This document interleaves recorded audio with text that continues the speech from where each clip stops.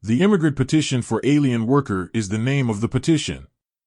This petition is sent to the U.S. Citizenship and Immigration Services, USCIS, which will use it to decide whether to issue a visa to an immigrant based on the demand for workers in that field. This grants an immigrant a separate status and is known as an alien beneficiary.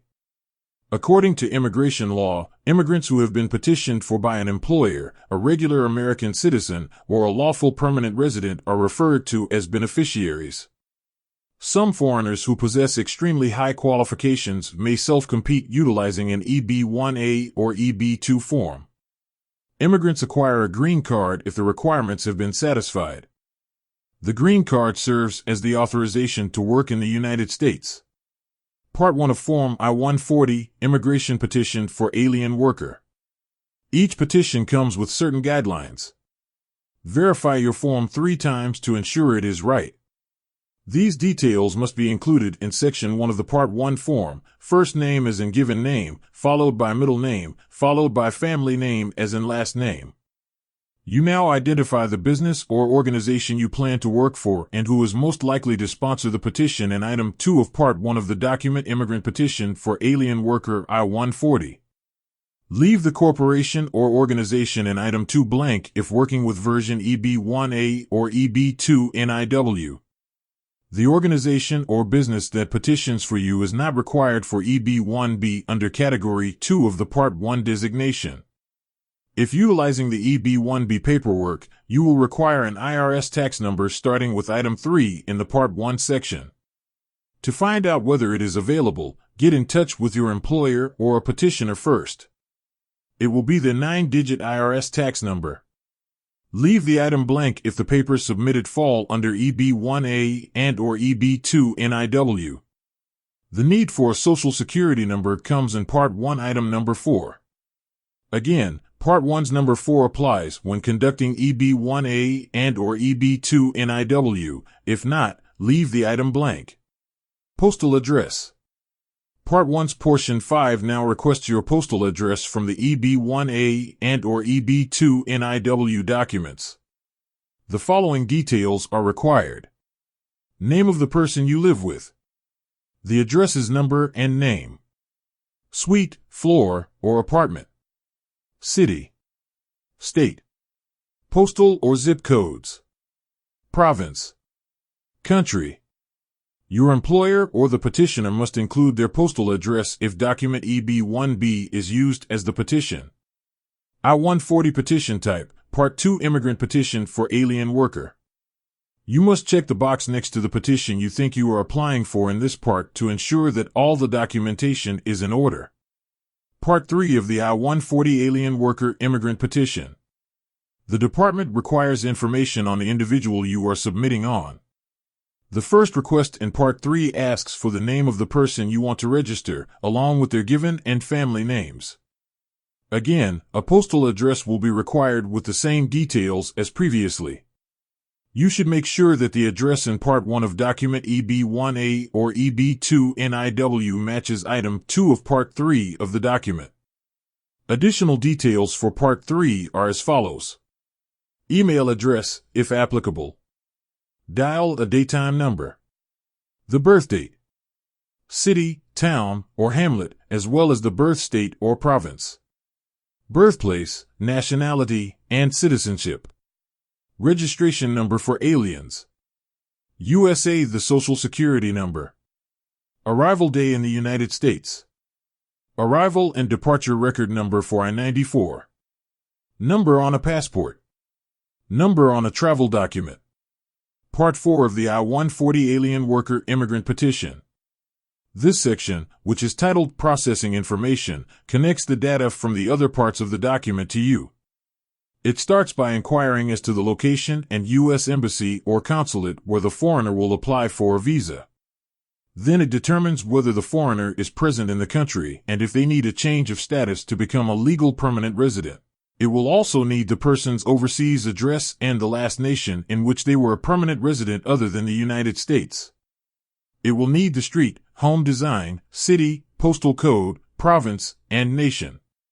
It demands that the address be written in the script used in the country.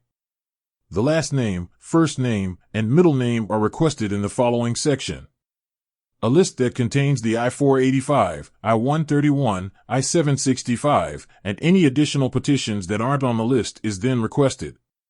Next, a number of inquiries are made, including whether the subject has ever been the subject of removal proceedings, if an immigrant visa petition has ever been submitted, and inquiries about an initial labor certification.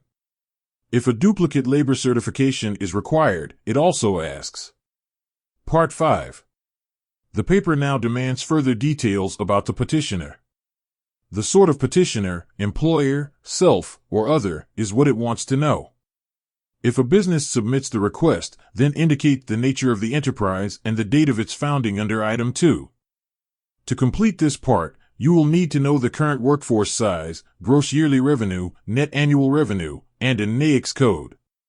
It will be necessary to have a labor certification with a DOL/ETA case number to its filing date and expiry date. Your occupation and yearly income are required under Sections 3A and 3B if you are filing as an individual. Moving on to Part 6, the paper requests the job title and the SOC code for the requested employment information. Then you go into detail about the position you will have in the USA. They are interested in a number of details regarding the employment, including whether it is full-time, the number of hours worked, whether it will be a permanent position or a newly created one, the pay or salary, the location of the workplace, and the duration of the role. Part 7. Information about your family is currently being gathered as part of the petition. You must include your last name, first name, middle name, date of birth, and country of birth for each of your children and spouses, as well as their last name, first name, and middle name. In addition, it inquires about your connection with the individual and if they are asking for a visa or status adjustment overseas. Part 8. In this part, an oath is now expressed in writing. After carefully reading it, sign it at the bottom. Include the employer's job title and the petition. I-140 Part 9 Immigrant Petition for Foreign Employee. Whether necessary, this part asks whether the USCIS may email your lawyer or other representative. The document's creator must sign it in full and provide their contact information. A statement confirming the data is accurate and trustworthy is included at the conclusion for preparers, lawyers, and representatives to sign. And where to file. Whether you are submitting Form I-140 by yourself or with another form determines the filing address. Instructions on where to send your form may be found in the direct filing addresses for Form I-140.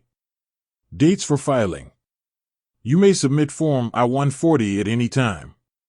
However, as of July 16, 2007, all labor certificates have a 180-day expiration date. Any Form I-140 based on authorized labor certificates must be submitted to us prior to the 180-day validity window having passed. We shall accept petitions accompanied by labor certifications on the next business day if the expiration date of the labor certification's validity term falls on a Saturday, Sunday, or legal holiday. After the next business day, we will not accept petitions submitted with expired labor certificates. Filing charge. $700. Money orders, personal checks, cashier's checks, or credit card payments utilizing Form G-1450, authorization for credit card transactions, are all acceptable methods of payment for the fee. You must make your check. You consent to pay for a government service when you submit a payment. Know of what action we take in response to your application, petition, or request. The filing and biometric services costs are final and non-refundable. To help you calculate your cost, use our fee calculator. Meaning of Form I-140 approval. If your Form I-140 is accepted, you will be qualified for permanent residence. You will be able to find out which employment-based category you filed for and are qualified for in your I-140 approval. Is I-140 equivalent to a green card? The Form I-140, the immigrant petition for alien workers, serves as the foundation for all employment-based green card application procedures. USCIS will assess your I-140 petition to see whether you are eligible for an immigrant visa. Without this confirmation, you are unable to file a green card application. What kind of visa is I-140?